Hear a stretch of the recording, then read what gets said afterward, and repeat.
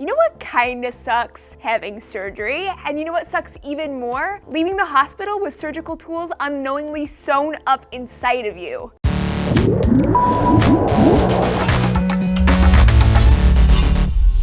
Hey everyone, this is D News and I'm Laci Green.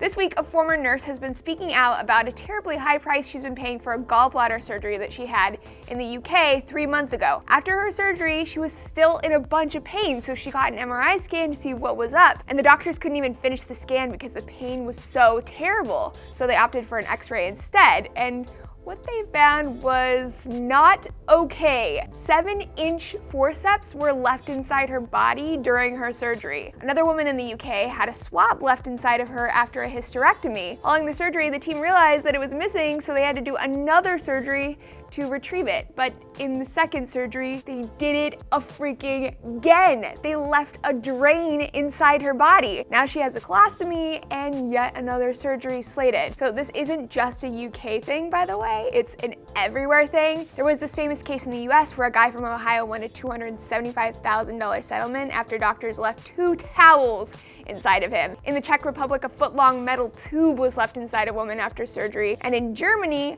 a doctor left up to 16 foreign objects in a patient's body after surgery for prostate cancer. This phenomenon, formerly known as retained surgical instruments, is referred to by the National Health Service as nevers, because there's no way in hell it can happen if you're actually doing your job right. And yes, it does happen. Every year in the US alone, 1,500 patients leave hospitals with stuff from their surgery still left inside of them. Anything from sponges to forceps, packing gauze, towels, suture needles, broken scalpel tips, and bits of tubing. Compared to the number of surgeries that happen every year, yeah, 1,500 is a small number. You might even call it a freak occurrence, but come on, it's still 1,500 people that have surgery stuff inside of them. Medical errors are the 5th leading cause of death in the US, which sounds alarming, but the reality is, okay, at least some errors are going to happen. I know they seem like untouchable gods of the human body, but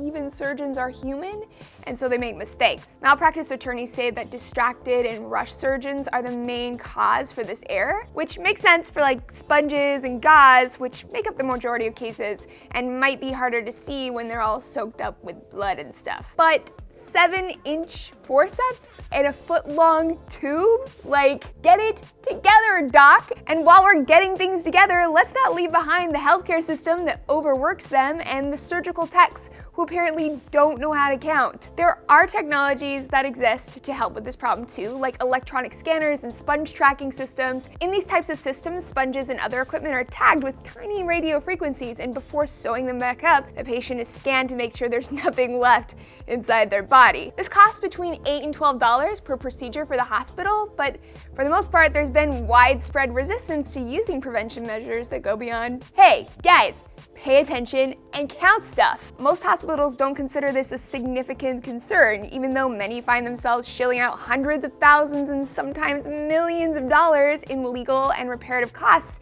every year for making these mistakes. After noticing that they were losing instruments in 2 patients every year, Indiana University Health started using tracking systems, and they haven't had a single case since. The director of the hospital said that they're simple to use, they're cost effective, and they save patients lots of unnecessary suffering. Thanks for joining me, guys. Don't forget to hit us up on Facebook and subscribe for more D News.